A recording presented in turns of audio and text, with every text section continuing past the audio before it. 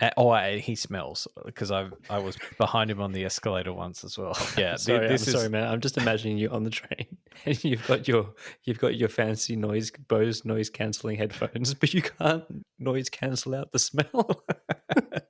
Hi, I'm Andy, And I'm Roger, and welcome to The Middle, where we try to have thoughtful conversations about awkward topics. on our search to find the middle.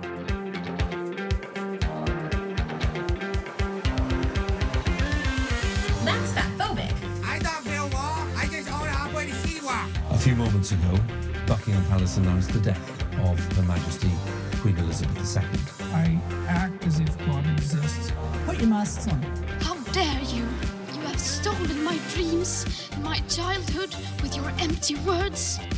Hey Andy, how you doing? Yeah, pretty good. How are you? The whole family's been a bit sick, so you'll notice that my usually sultry tones have been a bit gravelly today, and I apologise to all our listeners. But it's been a bit of a rough one. I recall you saying that you bumped into one of our listeners a week or two ago, and they had some comments about our voices. They had some comments about your voice. I think you've got a fan, and you might have a secondary career in a certain type of phone calls. Well, you know what they say. I've got a face for radio, and I've got a voice for for print. I've got a face for radio and a voice for print.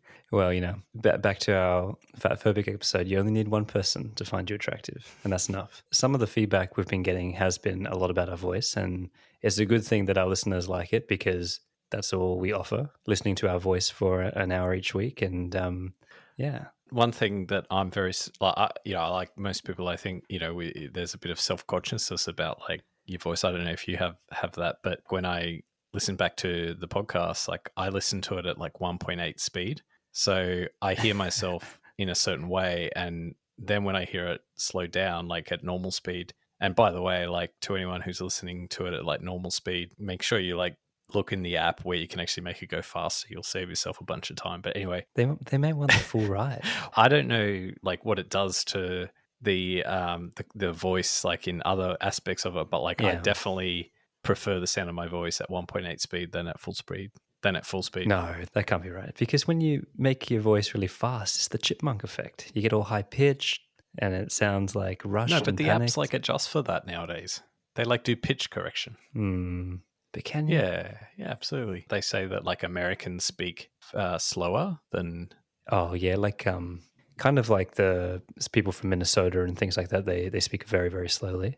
But you know, obviously, East Coast, West Coast, major cities, they don't. Well, I don't mean it in any kind of disparaging way. I mean it's just like a tendency in the maybe there's more enunciation of like more tones and kind of inserting like emphasizing words and using speech in a more melodic way than perhaps what other accents tend to do. But I don't know. When you speed it up, it just kind of like depletes whatever effects that you put in yourself. Well, it's funny you say that though, because I have actually like really vivid memories of growing up and the first time you hear your voice recorded and you're like horrified. I actually remember that on a cassette or something that I had to submit for school, and I was like, that can't be my voice. I sound way better than that in my head. But now I don't feel that way as much anymore. But I remember feeling that way a lot when I was growing up. You actually do sound different. Your ear doesn't pick up the same. The resonance is different. Timbre and all that sort of stuff. So I listened to a podcast this week, and then I sent it to you just out of curiosity because we've just done the like white privilege episode, and we listened to a podcast with Coleman Hughes and Josh Sepps on the Uncomfortable Conversations podcast. And like for those who don't know anything about Coleman Hughes, he's African American heritage, but like he's basically about a black American, and he's like adopted this position of almost like pushing back against all arguments saying that there are racial issues in America or contemporary. To be fair, like he's got probably a more nuanced position, but he would sort of be like the spokesperson for pushing back on those ideas. And even though he would accept some of them maybe, but nonetheless he's taken that kind of opposition leader sort of role. So we listened to it. Yeah. What did you think about it, and particularly in the context of our discussion on white privilege last week? I feel like it was a bit of a hard conversation for me to engage with because unlike our show and you and I and the conversations that we have, it didn't have that give and take. It never seemed to cross into the line of trying to understand the other part and treat the audience as being able to weave between those positions. And like you said, so it came across as him being a spokesperson for one side rather than actually having a conversation about the area in between, right? So it was very different from our style of talk on the matter of white privilege and other things like that. So yeah, that and as a result, I suppose, like, I go to podcasts for a slightly more authentic take on things, or a slightly more raw take on things. I don't want to be fed, not propaganda, but I don't want to be fed just one side at the expense of the other in some ways. I don't know. What did you think? I kept coming back to, and I think we had some subsequent conversations where we sort of agreed that the incentives at play, right? So, this is someone who has probably gained a following because he has been someone who maybe started off like very much in good faith, sort of presenting maybe a more nuanced view on some of the things that he was hearing and experiencing, and maybe challenging and pushing back on some of the ideas. But in the process of doing that, gains like an audience who then really like that he's doing that, and so he gives them more of what they like, right? What the audience demands. So there's this like audience capture thing going on. This podcast we listened to didn't present the ideas in a way to really critically assess the different ideas being put forward. Yeah, or wrestle with them, right? Yeah, and I think that's very common, right? Don't get me wrong, right? That is very common in the way these things are presented, with a form of identity behind them, right? But if you want to have a good conversation about these things, you need to brush up against the lines that you agree with, right? And knowing that it's not going to compromise the identity that you bring to the table and the value. But he can't, because of those things that you mentioned, right? The incentives and the role he plays, right? He's playing to his base in a kind of political sense. At least that's how it sounds like to me, right? And obviously this is one conversation. I haven't checked him out thoroughly and all these kind of things. Yeah, and just he was a guest on a podcast called Uncomfortable Conversations, and the host did do a reasonable job to try and push back, or like I'm sure there would be lots of areas where he didn't push back that he could have, but nonetheless, it wasn't just tell me more. What I'm interested actually is a little bit of a reflection on our conversation on the white privilege episode. I think it's a tricky conversation to have when, like I suppose the concept of the middle is that we come together in some ways as like equals to converse about a topic, right? And we take a step outside ourselves and we theorize and we're just chewing fat, right? But I think, for a conversation like this, I don't know that we necessarily came into the conversation as, or like, I'm not sure whether as equals, or I don't know how to frame it, but like it may be like, to put it a different way. Obviously I'm white, right? When we're talking about white privilege, I'm coming into the conversation with that. It's kind of a little bit hard to kind of find your footing, right? Even our first conversation on race, like we could still kind of have our standard, like, yeah, we're on the same footing, but I felt like for this one, we kind of couldn't. I mean, you're of Asian heritage. I'm, a white dude, right? And that's the whole challenge with this, like, kind of a topic and discussing it in the conversation like as equals or as peers, right? Yeah, I'm still coming to grips with it all, right?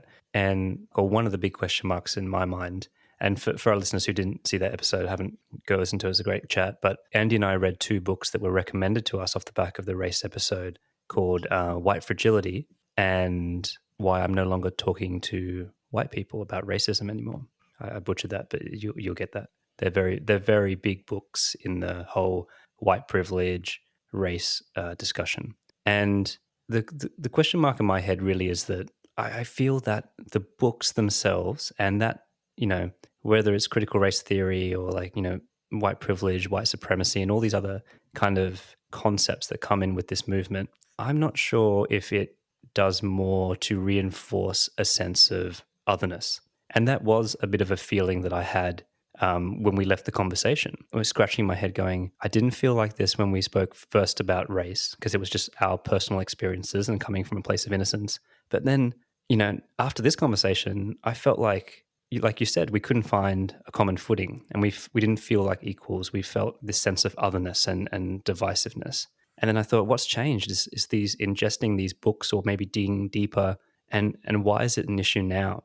And I'm still trying to grapple with that fact of like, do these books do more harm than good? And where is that? Or have we just approached the conversation a little bit bluntly, or in an obtuse manner? But I did come away with this feeling of sometimes I felt like it was reinforcing a little bit of victimhood. And the other thing that really struck me was that part of the, I suppose, cognitive dissonance in some ways, and the stress that I was feeling was that I've always spoken to you about my views and my thoughts, but all of a sudden I felt like I was carrying this burden or this weight of expectation of the groups that maybe I was meant to support, my community, other people in minorities.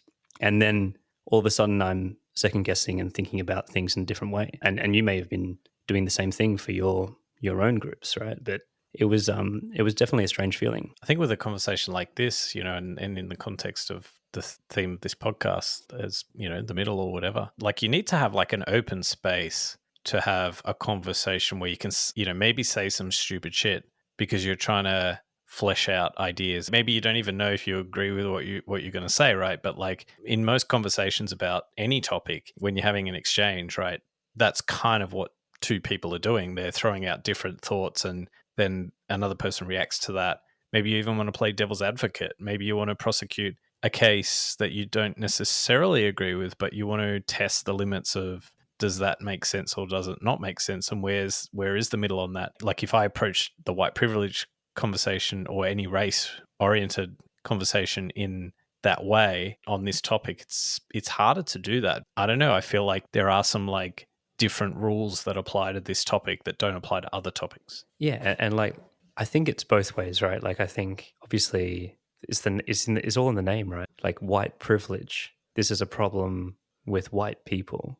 You are white, and so you're already kind of obviously on the defensive in some ways, right? Because it can't be much more personal than that on the face of it. But obviously, the conversation goes deeper than that. But I think throughout the conversation, it's that it's real life, right? It's getting triggered by certain language to different extents along the way. And, like it was a bit of a love letter to discussion in general. Like, I mean, when we were listening to it over, it's kind of like, okay, we're trying to gauge each other's position, and then we almost get there, but then we get tripped up on a word, and then we get, it takes us a couple of sentences to calm down enough to actually to rejoin the conversation. The last thing I would say is like, what is your thoughts on how this message gets taught to kids? Because that actually is happening, or people are calling out for it a lot more now. And specifically what I mean by that is taking kids through this idea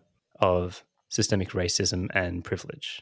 I would like to kind of just see some analysis and research into this, because I do kind of feel like with anything, there's like a cost and a benefit, right? And so a benefit might be that, yeah, you bring children up to be like alert to these issues or whatever. So maybe that's like on the benefit column. But like equally, like there has to be some costs, right? There has to be costs in terms of like singling out, like and explicitly telling children that, hey, there are these other people. It does create like these artificial divides. Yeah, I have a much harder view on it. I think that it's totally inappropriate to talk about this stuff with kids. The concepts are very hard, right? Even for adults, they're not intuitive, and I think it's a form of indoctrination. And even worse than that, if you start to talk about privilege and disadvantage and all these kind of things, right? What kind of message are you sending to minorities hearing that message, right? It is a very common and well-documented thing around, self-fulfilling prophecies, right? Like if you're told that there's this system always working against you and there's this thing called white supremacy, that's going to have a mental impact on you, right?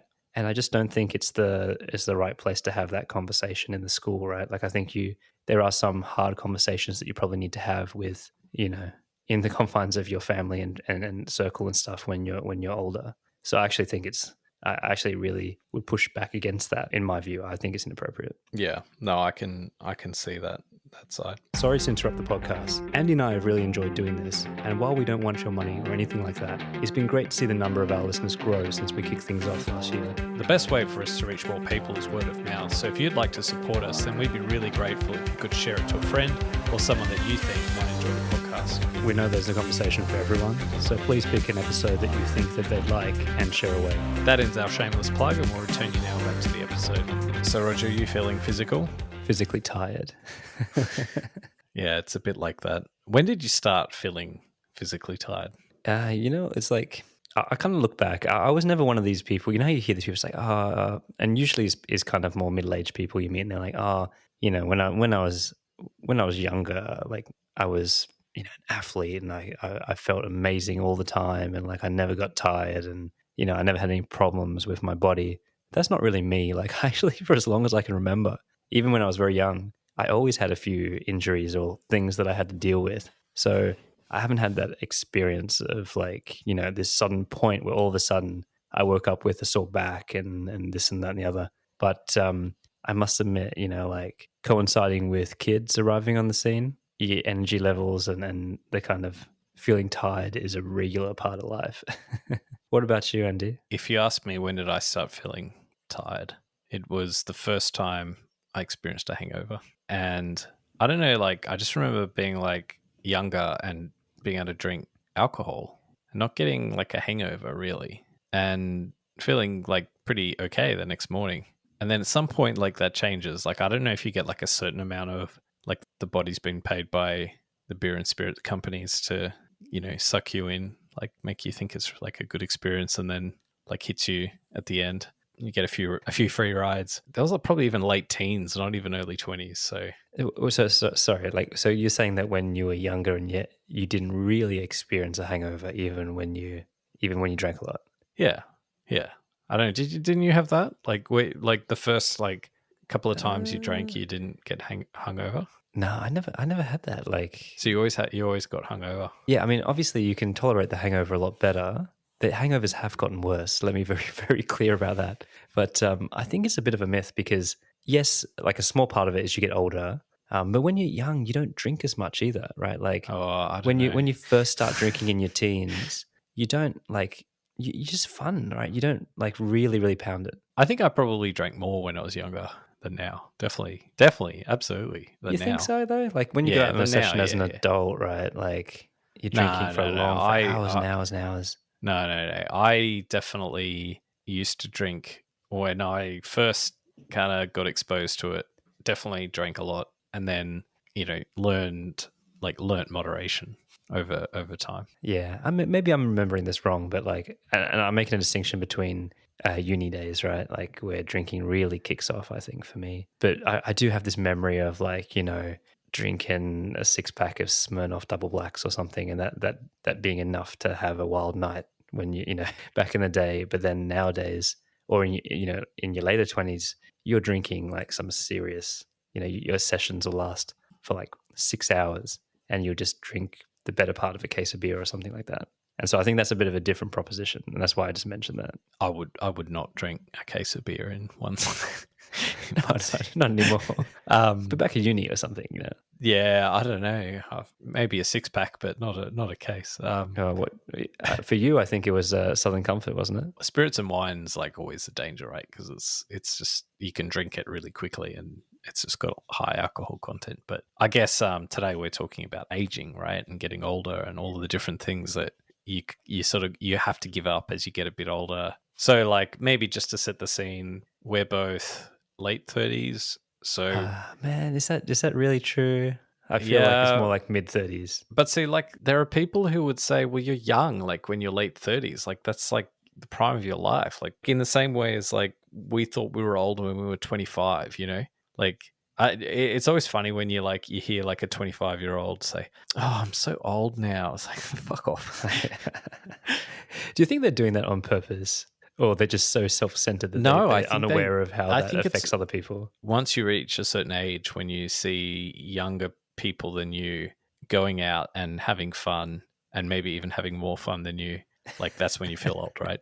So it's like when you go to the supermarket bottle shop, or you're at the bar and no one asks to see your ID, and it's like, at first it's kind of cool, but then it's like, shit, I'm old now. Like it's anyway. So I think that's it's all like a relative thing, right? But just to the point, right? Like late 30s, but like that still puts us in the like relatively young category, although we are approaching middle age now, right?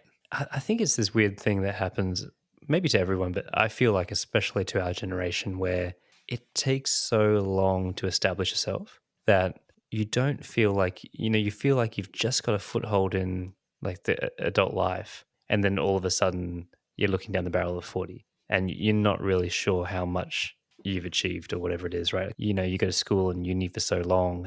And I feel like our generation probably have that kind of struggle to have the same milestones to make you grow up as fast, the same struggles that maybe our parents' generations had that really made them feel that age, right?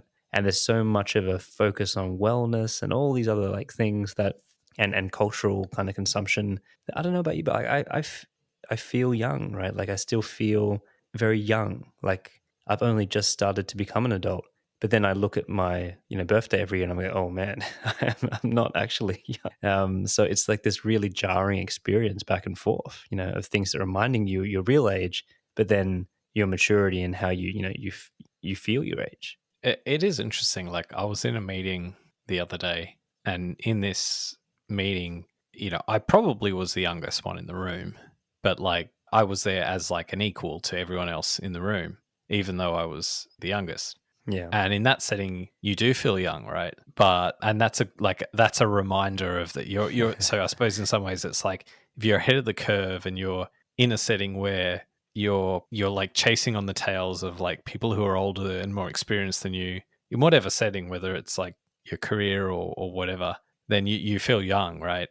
But the moment you're the old guy, right, who's like got the whippersnappers coming up, and you're the one in that room with the younger people in the room with you, that you kind of, that's when maybe it sinks in, right? No, you're the has-been. I think this is this weird thing around like youth, right? Like youth is potential personified, right? And you trade a bit of that potential you cash that in every year. And I think later on when we talk about crisis, that's kind of the process that you go through, right? Like you don't feel the pressure of it when you're young because you still have the potential and the option to do so many things. But then when, especially in a work setting, you're faced with this idea of people that are now nipping at your heels and, maybe they're achieving things that you haven't yet and they're younger than you. It starts to bring all these kind of this idea of you still have potential crashing down and sends you further, spirals you into crisis. Like I had that same thing because I was part of a cooperative scholarship. And so we started working, really quickly in the first year of uni. We had a kind of corporate job as part of our university degree. And so I was literally the youngest person in these white collar kind of corporations.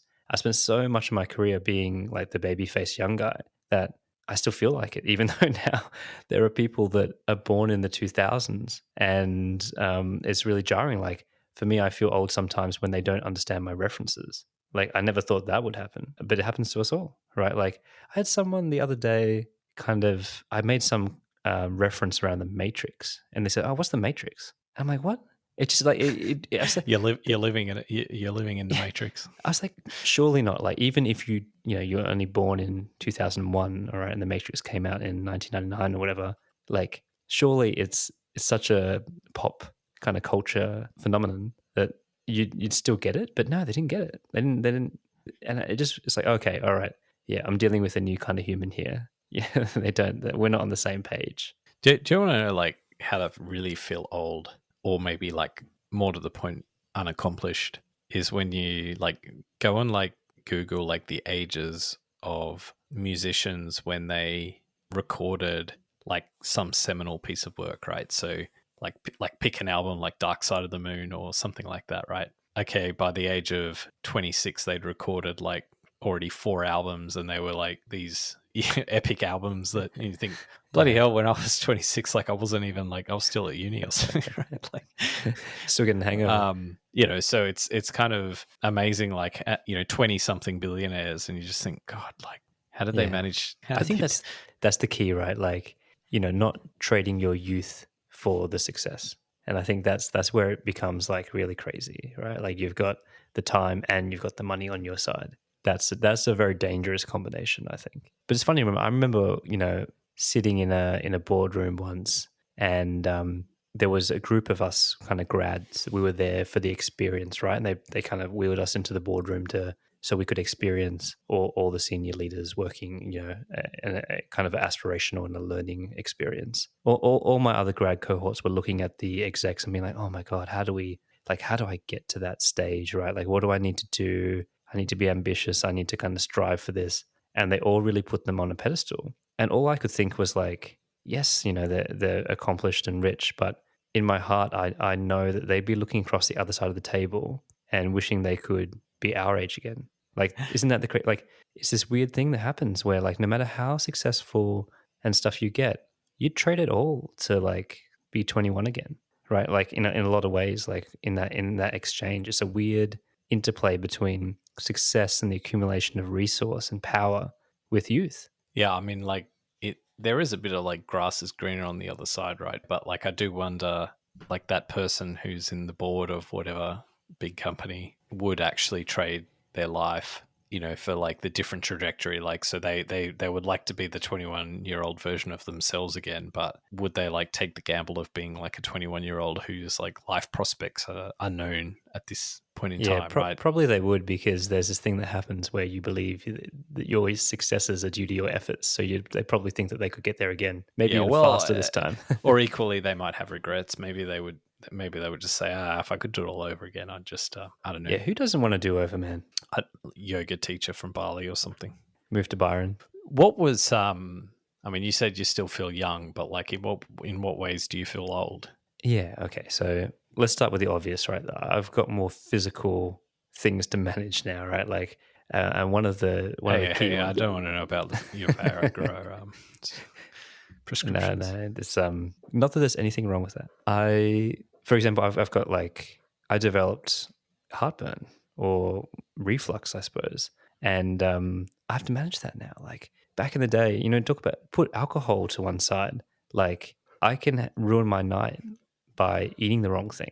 Like how fucking cruel is that, right? Like how much pleasure do you get from food? I'm an Asian guy, right? Like we live to eat, and now it's like a vice. Like it's like something that hurts me now. Like I have to watch what I eat, and if I don't and it flames, I gotta like take some tablets and all this stuff, and it's just like you lose that carefreeness of that. So it's like dealing or managing health things is just like a horrible reality as you grow older, right? And whether everyone's got something. That's what I've learned, right? Like you look at people and for the most part they look healthy, but there's always something, right? Like that everyone is managing that is a pain in their ass. There's very few people, I think, as you get over the age of 30 that are in perfect health. Yeah. What about more psychologically or in terms of your identity and your place in the world?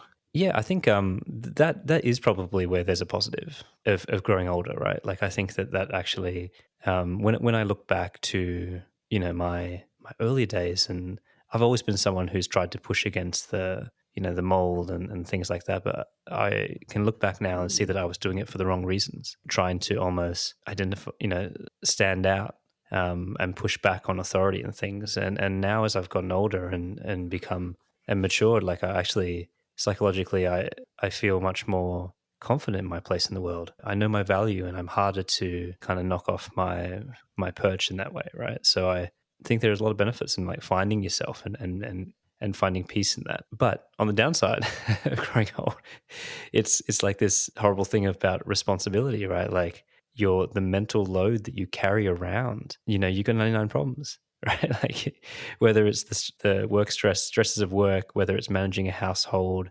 worrying about things, it's like the more responsibility you have in this life, the more purpose and meaning, yes, but also the more your life is less about yourself and your enjoyment. And I think that's a theme in this phase of our lives at the moment with young families too, especially. So there's like this big kind of burden to kind of serve all your different purposes outside yourself. Do you what about you, Andy? Do you think that when you said psychologically, have you got something in mind? No. Well, I mean, I suppose you mentioned the physical side, but I suppose feeling old is more than just does your back hurt. I suppose when you get older, yeah, the thing that goes up is responsibility. And we're probably in the peak of our lives in terms of like responsibility, because as we get older now, we're actually probably going to start to get like on that curve of having less and less responsibility, particularly as kids get to an age where, we don't have to be as responsible for them because they're maturing and either start to become more responsible for themselves or move out of home, eventually at whatever age, but if they can afford to buy a house. But yeah, like the arc of responsibility, like we're probably at the peak of it now. And of course, like in terms of responsibility, we're still at a phase where it's not just like kids, but it's also thinking about where we live, having to like pay mortgage, or at least think about financially, like, are you setting yourself up for the future to meet your future financial needs, career, having to make sure you get that bit right so that you set yourself up to, for the rest of your life. But I don't know, like when you're say 50 and your kids are either, teenagers or have moved out of home, you've paid off a large chunk of your mortgage, you can probably start to think a bit less serious about your career as well. Like you can do different, you might not want to, but you have a bit more freedom to do that than what we do now. So that's probably, in some ways, I don't know, maybe that means we should feel younger because we haven't yet got to the arc of freedom that we'll have as 50-year-olds going on cruises and stuff. But like definitely we're past the point of kind of like the sort of freedoms you have in your 20s or whatever.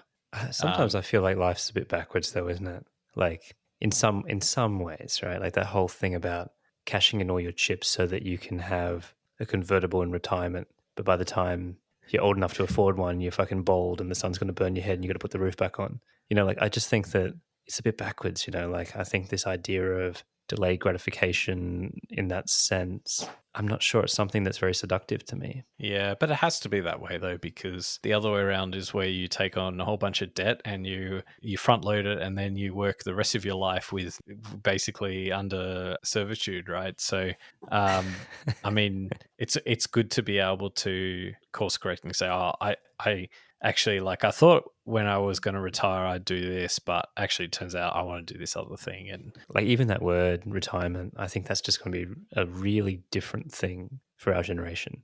Like, I don't think that, like, maybe is probably even not right for us to talk about our parents in this way, but maybe even like a generation before, but this traditional idea of working really hard, saving all your little acorns under a tree, and then hoping you'll survive the winter until you die. Like, I don't think that's an appealing vision of retirement for most people, right? And I think that like our lives now we're kind of filled with so much more variety in terms of pursuits and interests and hobbies and kind of things that we want, right?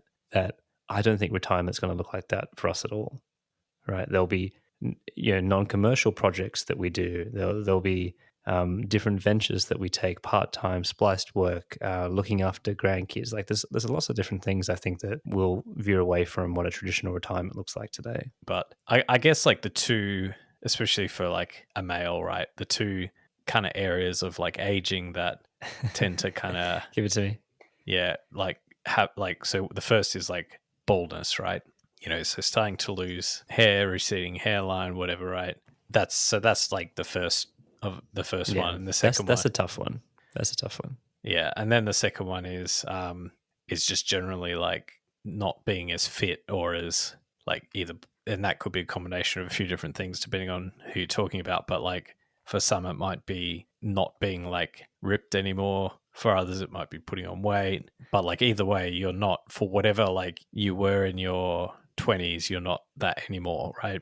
And that's like a hard pill to swallow. And just like reflecting on that meeting I was in the other day that I mentioned before, like I did have this thought because like I put on like a few kilos recently, right? And I'm like, oh God, got to get on a diet to like get it back down or whatever. And I saw this photo of myself from like 20 years ago, obviously like a lot skinnier or whatever. And I was thinking, at that time when I saw that photo, I thought, I was going through almost the same kind of thinking at that stage, thinking, I've put on a bit of weight or whatever, even though I was skinny, like, but now, I would swap for that at any point, even though at that time I wasn't like satisfied, right? Or I had whatever things that I would do, right? But anyway, I was in this meeting and there was a fairly largish guy in the room, a bit older, much older than me. But I was thinking, fuck, that's going to be me in like 20 years' time. Oh man. So and I shouldn't be worried about my weight now. I should be like, I'm trim, like this is like the best it's gonna ever get, right? It's not like a ball that rolls downhill, man. Like weight is cyclical, as you know. It's not a one-way street to like obesity. And on the hair thing. So my hair story, I'm sort of fondling it in the camera for Roger's benefit. But I remember a few years ago getting this shampoo from the UK, and like I just it was meant to be like some sort of premium shampoo or whatever. Anyway, I actually don't know the nature of the shampoo, like what the issue was, but it was quite harsh. And I then noticed like my hair was thinning out. And now it's still not clear to me if the shampoo played a role or not.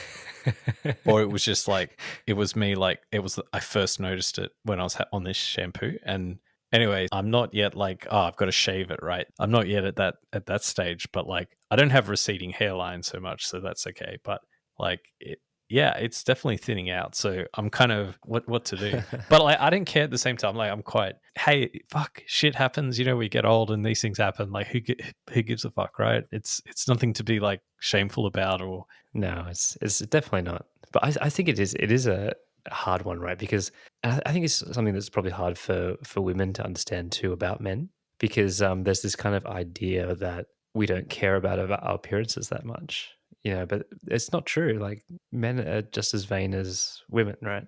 And it is very shocking when you look in the mirror and things change that you don't like, right? And because what you see, your reflection doesn't seem to represent what you think of yourself anymore. Or and what so you it want is to think of yourself. yeah, or what it was. Like, let's just be honest. Like, we're not going to be looking at the mirror and thinking you're Brad Pitt, but you just don't look like yourself anymore. And that happens with wrinkles, like and seeing frown lines and things like that. Happens with hairlines, body fat. You name it. If right? you were 20 years younger, you would not have said Brad Pitt. Yeah, fair enough. But you know what I mean. Like, I think it's just like aging, and it's hard sometimes not to think like you're a piece of fruit in the bowl, like slowly decomposing, right?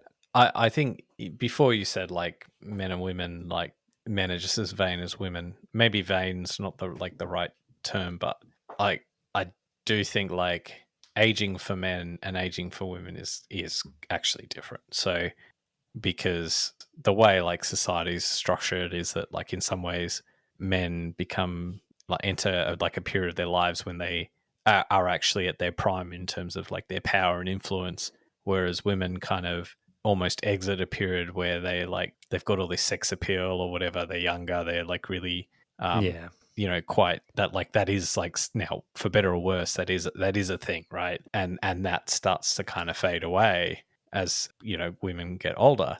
And so I do think like the experiences are quite different. Whereas like if I reflect on myself, like I just said, like who cares? Is like, don't worry about it, like own it, don't be like ashamed of it. But like unfortunately I think for some women that's kind of like you can't do that, or that you have to like that does materially like alter the equation for them in some ways, like in a way that it doesn't for men. So I mean, like I know it's like a peer thing, though, isn't it? Like, I'm sorry, you're talking about this as like the gender norm, right? And how that plays out. But don't you think it's like when it comes to these aging things, it's not so much that it's happening to you, but sometimes it's happening how it's happening in relation to your cohort, right? Like you're not upset now. You got a fine head of hair, by the way, Andy. But you're not upset at the moment because we're almost 40 and you still have hair. But if you started losing your hair when in your late 20s, where a lot of men do, then you'd feel differently, right? Because you're on the wrong side of the curve. And I think it's the same, right? For a lot of these aging things, you want to look good for your age. We're not comparing ourselves to a 20-year-old, but we kind of are comparing ourselves to other people in their mid 30s, right? Well, maybe for men, but I think for women, that whole like look good for your age thing maybe is less sort of pertinent because the metric that or the benchmark that and this is like probably changing, but like at least if you think about kind of the way women have been sort of treated, in the workplace historically or whatever. Nah, like man, cougars are all the rage now. Yeah, but like they have to be like not anyone can be a cougar, right?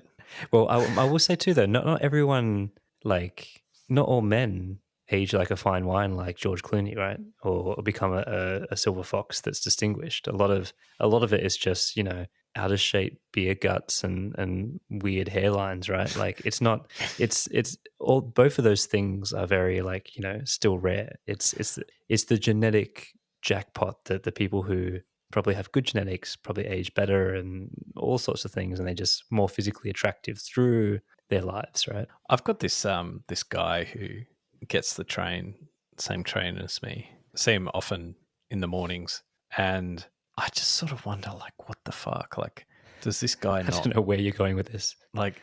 Does he not have any self-respect? Like, so I thought you were going to so say he was a silver fox. I was wondering which way you were going to go. Quite the other the way. opposite. So to begin with, he's got long hair, like down to his shoulders or something. But it's same length as me. Keep going. but it's like he's like clearly bald, right?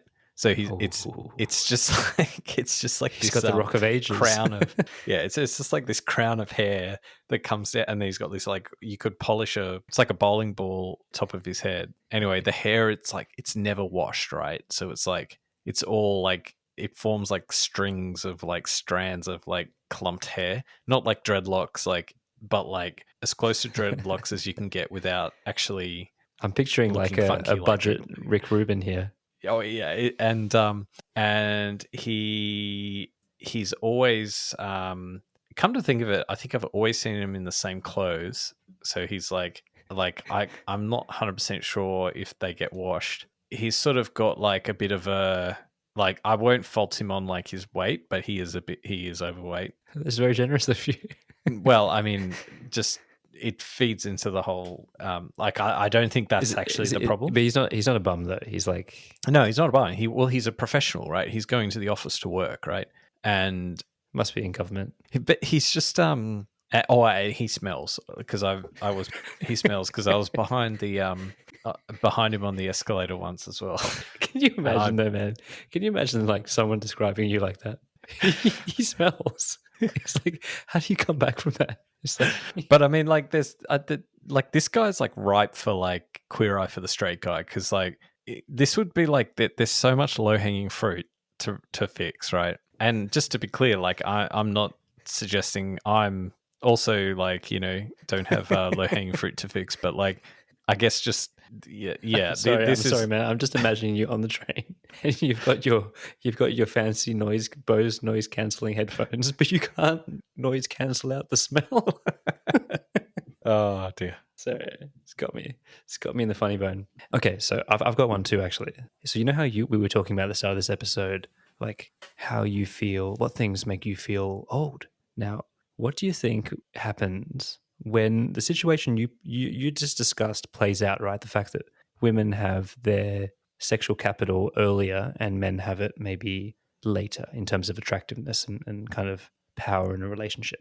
So picture sorry, just as an aside, like it may not even be their sexual, it might even just be that they you're saying it's broader than that, right? Their value in society. Yeah. But picture a scenario where you've got like a really big age disparity, right? Like a early 20-year-old kind of woman and like someone in their late 50s, right? Which is, it's not uncommon. It's not kind of, that is something that happens a lot in Western society. Do you think that, a person in their late 50s, that 60-year-old is feeling young as a result of that, kind of difference in age? Or are they actually feeling older? They must feel older because like it's all like the relative. Like I think whether you feel older is, I was just sort of thinking, what kind of conversations are they having? Like what's the common, like, so unless there's like they're a bit quirky on both sides, right? What's the common ground? Yeah. And I think that's probably a good question why most people don't understand it, because they think the only common ground must be an exploitative one. So, based on, I don't know, status and sex and other things. And that's why probably people judge those relationships. But there must be something else, talk about crypto or NFTs or something. How much, like, in those situations, does the cultural transfer happen in a bi-directional manner? Like, can you imagine, like that 6-year-old introducing the 20-year-old to, like, Dark Side of the Moon and all these like amazing music and all that kind of stuff? I was going to say Bing Crosby. But I actually think it'd probably be the other way, right? It'd be like the 20-year-old trying to like pass weird cultural elements to the 6-year-old that they actually don't care about. Like, look at this social media TikTok. I think the nature of like that relationship has got to be like the 60-year-old is like trying actively to like fit in with the 20-year-old more than the other way around, right? So it's going to be like, in some ways there's almost a reverse power imbalance in that respect. So like the old person trying to be like hip and cool and all that sort of stuff, and going the extra mile to like, I've got tickets to Harry Styles, would you like to get dressed up? I'm down with a 411. Yeah, man, so that's some 21 Jump Street. But it just makes me think sometimes, like, this idea of feeling old and stuff like that. That must make you feel like crazy old, but also like proud of yourself that you've managed to pull this off. All right, let's move into something like a little bit more meaningful though. Like, when you think of growing up, right, and like your story growing up, do you actually see some kind of punctuations in your story to do with like how you've gained your sense of self-worth, right? Or the confidence that we were talking about that comes with maturity and age, right? Like, how do you think you get it? And is it through achievements, or is it actually through a different perspective on life, right? I mean, like I suppose like really what we're talking about is, in some respects, is like status and like how we see that we get status. So when you're younger, status is earned, maybe it's earned like popularity among peers, like certainly like in schoolyard setting, you might get status from, having all the girls come after you or the boys come after you, if depending on your gender or your inclination, whatever, right? Those are your status kind of thing, like sport, like we talked about sport being a big one in another episode. So that's when you're younger, like that's where you get status from. But as you get older, your status comes from different things. Like, it comes from your career. Like, have you like what kind of boxes have you ticked in your life? Like, do you have a family? Do you have a stable career? Do you own the home you live in? Like, all those kinds of things like become part of that status picture. And some of that gets like then amplified like by in a career sense too. Like, are you being managed, or are you the manager? Like, those kinds of questions, kind of like they all feed into this story that you can tell yourself. And I think that's definitely changed. And like, I think if talking about it like in terms of status, probably the best arc you want to kind of live in your life is probably to go from like lower status up to higher status, and then to an age where you realize status doesn't matter, and you're like, you just reframe it like as you get older. So I think that's probably the journey I'm on. So like, if anything, like my status has increased, and then now I'm going through the journey of like, or I have gone through the journey of kind of, thinking, well, I don't need this game, right? So that's the ultimate, like, when you don't need status, that's when you've made it, right? Yeah, I think it's that thing, right? Like, the momentum of life and the way the game is played, you can decide not to play that particular game, right? And you decide that there's not a race you want to run. And whether that's for whatever motivation, right? Whether you believe you can't run it versus you can and you still choose not to run it, I think is a very different proposition, right? And I think they have very different outcomes for you mentally. In the same way, like they talk about, stay-at-home mothers or fathers. I think it's a very different thing being a stay-at-home father that's never had a career versus one that's had a successful career and has then chosen to be a stay-at-home father, right? Is this kind of thing, right? Which I think leads on to this part I want to explore with you about midlife crisis, right? Because I think that, it comes from a place of understanding or being faced with your mortality, right? The fact that you're going to die, right? And time is actually the ultimate killer and that we're all heading for the apocalypse, right? It just does. We just don't die at the same time. We're all heading for oblivion, right?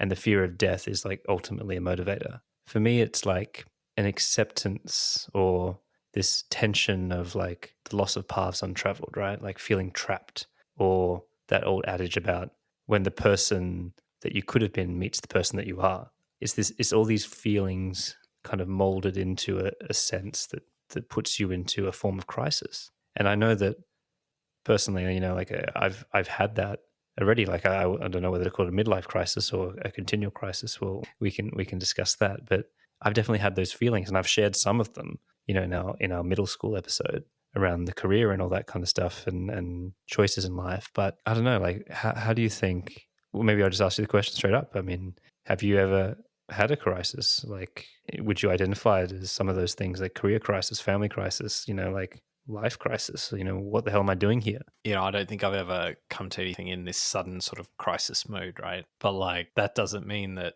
I haven't also come to that same kind of realization of what does it mean to be, well, let's say 1/3 of the way through, or more than 1/3 of the way through my life, right? And in fact, closer to halfway through my life than 1/3 of the way, right? So I suppose that's the time when the midlife crisis comes about, right? And this maybe is something that like I kind of adopted in my worldview, not recently, but maybe at least probably a decade ago, was like when like I'm on my deathbed, right? What are the things that I'm going to kind of wish that I did more of or less of or whatever? And the tension with that is that like that's like a nice ideal, but it's really hard to kind of live your life like that, right? It's hard to, let's say just like give up that promotion that's offered to you on a silver platter because that might require a little bit less time with family and a little bit more time at the office or whatever. So it's hard to enact it, but I do think it is like a good reminder, like if you can kind of keep coming back to that sort of thought. Well, yeah, like I've been totally the opposite. Like we started this podcast with an episode around religion.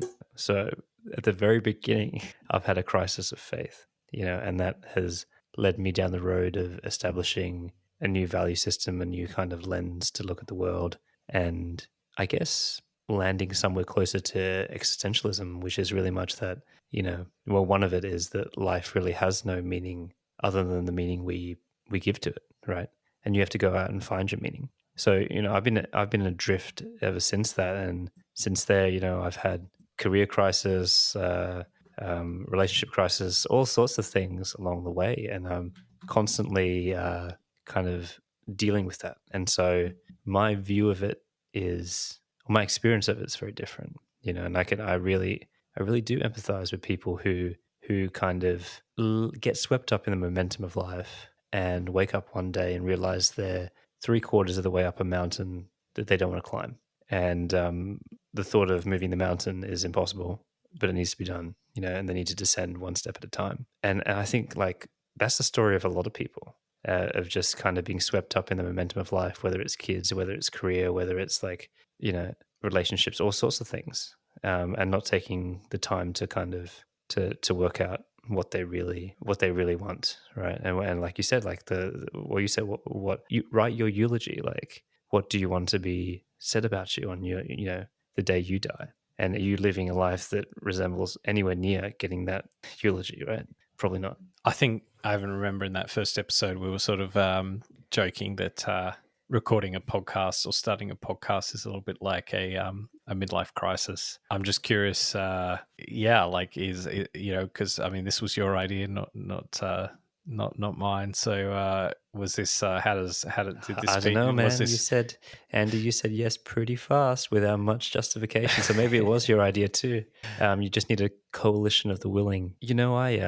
I think a big part of it, right, of this podcast is this idea of self-expression and putting something out there. And this is a really strange form of legacy for us, right? Like this is our conversations out there in the world with our audience and our listeners, right, about really interesting topics and things. And I think having that part of self-expression and creativity is being seen more and more now as something that's very, very healthy, that makes you a very rounded person and very fulfilling, right? And I think that it's a pushback against my upbringing too, of the fact that the kind of stuff that you and I are doing and the time we're devoting to it and so on was not valued. It was discouraged to focus on some other shit around school and getting good grades to march you towards a job that potentially you don't want, to buy things that you don't need, you know, and away we go. So the podcast to me represents back of that too, right? Like this is not a grand plan to you know, to corporatize and monetize and do all these other things. It's actually an important part of self-expression for me, and the feeling of like, you know, encouraging that part of us that is really important. It's the most important part in some ways, you know, the most interesting parts.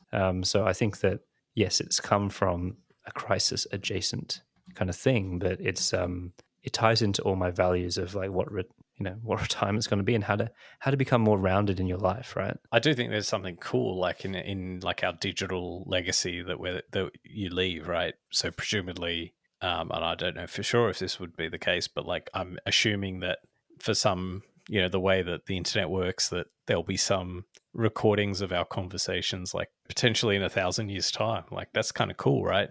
And we're at like just that critical period of, I mean, we think now there's probably like a gajillion terabytes of data or whatever, but you know, nonetheless, we're still only at the early phases. Like we're the first generation that's like establishing like a digital footprint in this way. Yeah, it's a transcendence of a kind, right? And it's in a tradition of a spoken history. You know, I look forward to the day that perhaps maybe the kids will listen to a few of these episodes, right? Like, hopefully not all of them, not all parts, but I am excited about that, and I actually think that if you think about, you know, in our kids episode, I mentioned that having a kid is the only way to live forever, right? And maybe you can think about this podcast as that second kid you never had, because now it's another way to live forever, because there are going to be these episodes up there in the ether that will be there. I think on that note, I don't think I should say anymore. We do have an upcoming LGBT episode, so we could pick it up then. Listen to us before we get cancelled. We have to be big enough to be cancelled first. That was always the goal.